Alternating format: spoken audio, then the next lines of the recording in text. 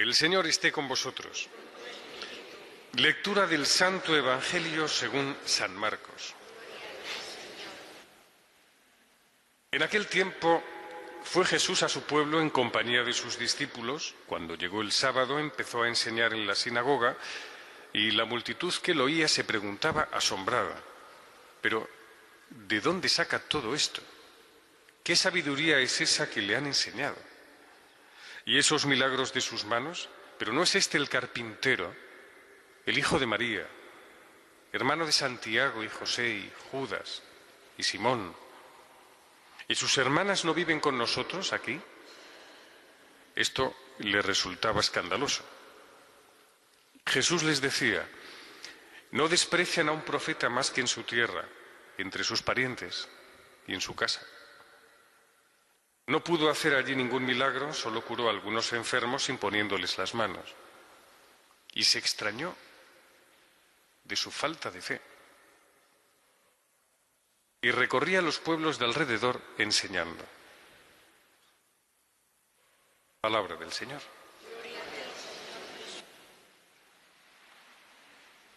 Siempre me encanta esa frase, además siempre intento darle una inflexión de voz un poco especial, ¿no? Lo de se extrañó de su falta de fe. Le creían controlado, o sea, le tenían controlado al Señor. Pero tú no eres el pariente de tal, pero tú no eres el carpintero, tú no eres el hijo de María. Le tenían, digamos, como asaeteado a prejuicios, ¿no? Tenían, digamos, como hecho el formato de la vida de Jesús y no podía ser otra cosa, no podía hacer otra cosa. Tened cuidado con eso porque muchas veces pensamos cómo es Jesús y crees que lo tienes muy claro y te va a sorprender más pronto o más tarde de otra manera. Porque el Señor, la virtud que tiene es que siempre va con una sorpresa por delante de ti. Y cada día, si Dios lo ha creado, es para decirte algo nuevo que tú no te esperas. Es más hermoso lo que tú te esperas, lo que te llega, que lo que esperas. Mucho más hermoso y mucho más profundo para el ser humano. Lo que te llega de una forma inopinada que lo que tú vas buscando. Porque el Señor cubre más expectativas de lo que tú te puedas imaginar. Hay una escritora norteamericana que además hizo unas cosas muy interesantes en los años 70 en Estados Unidos, concretamente en Nueva York, una chica de formación católica, nació en Boston, se llama Julia Cameron.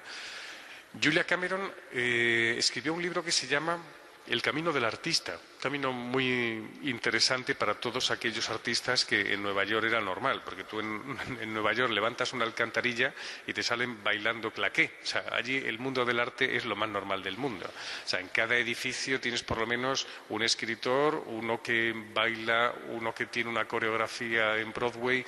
El mundo del arte es lo normal, la cultura, ¿no?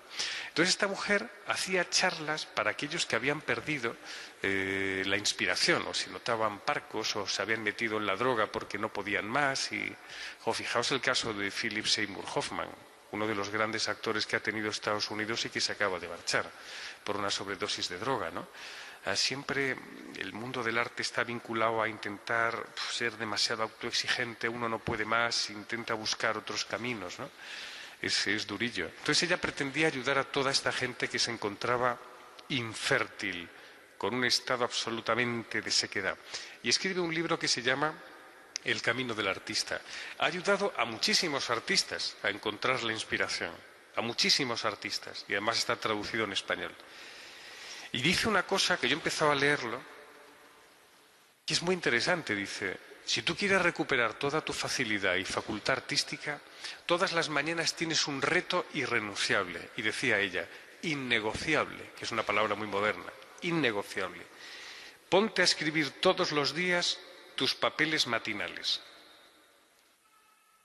Con papeles matinales ella quería decir que te pusieras a escribir todos los días cosas que te surjan de forma espontánea, sin el censor que todos llevamos dentro de decir esto está mal escrito, esto es un poco pobre y tal. Sin ese censor, tú de una forma espontánea y ligera escribe lo que te venga en gana. Y decía, pero eso es innegociable para después saber escribir. Claro, que alguien diga que hay cosas innegociables si tú quieres crecer en lo que pretendes, repito, hay cosas innegociables si tú quieres crecer en lo que pretendes. Yo me pregunto por el misterio de la oración. Si tú quieres tener una relación profunda con el Señor, hay cosas innegociables, profundamente innegociables, por mucho que te cueste la vida. Por ejemplo, y esto no cuesta la vida, es hacer todos los días tu cita y tu momento de oración con el Señor absolutamente innegociable. No hay nada en el mundo que te pueda privar de ese momento. Si tú encuentras circunstancias que te evaden, digamos, de esa posibilidad, es que no vas verdaderamente buscando al Señor. Vas buscando momentos de fusión en los que el Señor intervenga, pero sin tu consentimiento. Y el Señor quiere un encuentro. Por eso es innegociable mi encuentro con Él en la oración diaria. Es innegociable. Es que este tipo de palabras son fundamentales en un tiempo líquido como el que nos ha tocado vivir, en el que nada es innegociable, todo se puede pactar, todo se pacta, todo. Hasta los padres pactan con los hijos la hora de llegar a casa, no por la noche. ¿10? No. ¿10:30? No. 11. ¿Quién vota? A ver el pequeño. ¿A las 10? No, a las 10:30. Todo se pacta. Y dices tú, ¿cómo que pactamos? Aquí es innegociable, ¿por qué? Porque es que te juegas tu alma. Es que tu alma esté atenta durante el día a la presencia de Dios. Simone Weil, una filósofa judía muy interesante, decía, la atención es casi una prueba secular, como un inicio de oración secular. Cuando tú estás atento, empiezas a descubrir lo que Dios pretende de ti en los acontecimientos más normales del ordinario. Para eso necesitas ese tiempo innegociable, o de la mañana o de la tarde. Porque os digo una cosa, la expresión más humana que tiene el hombre, ¿sabéis lo más humano que tenemos? Lo más nuestro. Vais a decir, la sonrisa, eso es muy bonito para un poema, ¿eh? Lo más humano, la sonrisa. No, lo más humano, ¿sabéis lo que es? El tiempo. Que tú le des el tiempo a alguien es mucho mejor que si le das rosas o le das un anillo de diamante. Le das tu tiempo. Es la gramática de la vida. O sea, nosotros nos expresamos según la gramática del tiempo. El tiempo es la única posibilidad que tiene Dios de filtrarse a través del hombre, como para no regalarle tiempo a Dios. Y esto lo vemos en circunstancias ordinarias. Si tú le dices a un amigo tuyo o a una amiga tuya que te encuentras por la calle después de muchos años, y imaginaos una compañera de colegio, de estas de cuando tenéis 20 años, 18 años y tal, y prácticamente ha pasado tanto tiempo que apenas os reconocéis, ¿no? No la reconozco, pero ella de repente ve tus ojos y dice, son los ojos de Josefina. Entonces te para y te dice, tú eres Josefina, la del colegio de las hermanas descalzas con botas de Pekín, de no sé qué. Ah, pues sí, pues soy yo. Hombre, qué alegría y tal. Oye, entonces le dices, tenemos que vernos. Y dices tú, vale. Ya nos vemos, ¿eh? Genial. No os veréis en la vida. Vamos, nunca. ¿Por qué? Será un saludo por la calle y se acabó. ¿Cuándo se ven dos personas? Cuando se dicen, ¿cuándo quedamos? No nos vemos, sino cuándo quedamos. Y cuando tú quedas con alguien, quedas a una hora determinada. Y entonces le dices, el lunes que viene a las 4. No, porque a las 4 tengo dentista y me tienen que quitar 3 muelas y tal, este echa polvo. Bueno, Josefina, es normal, nuestra edad dice, pues no importa, no deja de hablar de ese tema. Entonces, quedamos a las 5, a las 5. Y a las 5 quedáis el lunes. Y entonces recordáis los viejos tiempos y tu tiempo se llena de calor. Tu tiempo se llena de calor. Y no es una cita que te has encontrado por la calle a la que le has dado largas. Esto tiene mucho que ver con Dios, ¿eh? Porque si no, a Dios lo que hacemos es darle todos los días un ya te veo. ¿Por qué? Porque rezas un Ave María en el coche. Va, ya te veo, Señor, ya tengo una cita contigo. ¿Por qué? Porque has tenido el cumpleaños de tu sobrino o de tu nieto y lo has pasado muy bien y le das gracias a Dios. Es una cita. O sea, yo he quedado contigo. Es cuando te desnudas en tu silencio. Desnudar el silencio delante de Dios, que este es el gran logro del hombre. Desnudar toda la capacidad de silencio que tenemos. No de hablar, sino de acoger. Todo ese silencio, que es lo que el Señor nos exige, ¿no? Pues si el tiempo es la gramática de Dios que utilizamos, la gramática todos los días para que Dios venga, hay un texto muy hermoso de Walter Benjamin, un escritor judío, que decía: cada minuto es la puerta estrecha por la que el Mesías se filtra. Palabra más bonita. Cada segundo en el tiempo, en esa gramática temporal, es la puerta estrecha por la que se filtra el Mesías. Eso a mí me conmueve profundamente. ¿Por qué? porque no hay ninguna explicación del tiempo más hermosa y más profunda que la de un cristiano. Si le preguntas a otra persona que no es cristiano, te dice, el lunes, digo, ¿el tiempo qué es? Depende del día de la semana. El tiempo del lunes es un desastre. El tiempo del martes también, porque queda lejos el viernes. El viernes ya empieza a ser un día fecundo. ¿Por qué? Porque tienes el fin de semana y tal. No, no, no. Un cristiano sabe que cada momento es la puerta estrecha por la que Dios puede insuflarte su fuerza, donde su aliento se muestra y donde te puede decir quién eres y darte enteramente. Esto es muy fuerte. Entonces por eso un cristiano anda siempre con el sosiego y con la aventura de encontrarse con Dios. El otro día no sé quién me decía que tenía un novio que era guía de aventuras, de viajes de aventuras. Dices tú, ¿cómo mola el novio, eh? O sea, unos viajes de aventuras que te hace de repente a la selva amazónica o a África y tal. No, no. Aquí la gran aventura es que te encuentres leones, jirafas y los hipopótamos peligrosísimos en el devenir de lo cotidiano, por las sorpresas que Dios te va dando. Si tú no tienes ese reto, considerarás a Dios como una especie de excedente que te lo puedes quitar de encima en cualquier momento. Y en la oración se pone el alma, y esto es una frase de San Juan de la Cruz absolutamente lograda por él, como toda su vida fue lograda a la hora de escribir lo que le pasaba, ¿no? Fijaos qué palabras tan hermosas cuando uno reza. Dice, el alma se pone mansa, blanda, humilde y paciente. Qué cuatro palabras tan absolutamente sobrecogedoras, ¿no? Y tan normales. Blanda, mansa. A San Juan de la Cruz, como escribía muy bien, le gustaba mucho ese fenómeno literario que es la literación. Mansa, blanda, utiliza las mismas vocales. Y eso a él le gustaba mucho ponerlo de seguido, ¿no? Mansa, blanda. Porque cuando una persona quiere, tiene el alma con mansedumbre, blanda. ¿Sabes? Como dispuesta a recibirla. Las personas del Evangelio de hoy tenían el alma dura. ¿Por qué? Porque iban delante sus prejuicios frente a quién era Jesucristo. Poner el alma así es empezar a hablar con Dios de una forma abierta. Hace muchos años un matrimonio se me acercó, los dos querían hablar conmigo porque llevaban mucho tiempo sin hablar. Ojo, llevar tiempo sin hablar es doloroso, ¿eh? Que tú puedes llevar a lo mejor medio día sin hablar, 10 minutos sin hablar, un día entero es un exceso, pero llevar varios días sin hablar es estar en contacto todo el tiempo con un dolor que te exaspera dentro.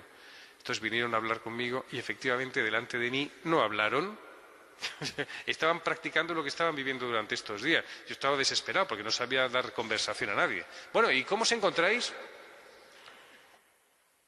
Muy bien, muy bien, muy bien. Veo que no hablamos, ¿no? No, bien, vale, vale. Yo no quiero intervenir en esto. Los dos, cada uno mirando a un rincón. Yo decía, ¿y cómo levanto el ánimo a esta gente? Claro. Si tú con tu marido, tu mujer, con la amiga del alma, con la que has tenido un problema, has decidido cerrarte como una ostra para no entregar nada de ti misma, lo que haces es vivir una pizca de infierno en este mundo. Te lo has ganado. Lo que dice mucha gente del infierno, qué miedo. ¿Cómo que el infierno, qué miedo? Si lo vives a diario cuando te cierras. El infierno es morirte en vida porque te has cerrado a la única posibilidad que tenemos de juntarnos con Dios, que es a través de la gramática, del lenguaje y del tiempo. El lenguaje es nuestra voz. Y fijaos la importancia que tiene para la escritura la voz de Dios. Cómo se expresa a través de la voz y cómo entra en el tiempo. La voz como palabra, el tiempo como gramática, son nuestras maneras de comportarnos. Si uno no vive esto, se queda mudo. Se queda mudo, que la peor, porque ser mudo puede ser a lo mejor una adversidad a la hora de comunicarte con los demás.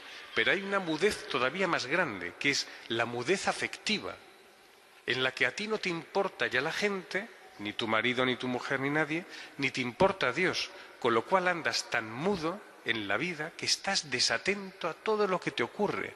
Estás encerrado dentro de ti, escuchando solamente tus propios pensamientos, amargos como la hiel, amargos permanentemente. Y eso es terrible, ¿eh? No os quedéis solos, ¿eh? No os quedéis solos porque es mentira la soledad. Hay un cuento de Julio Cortázar precioso, precioso, y él dice, había una persona que era un agujero pegajoso.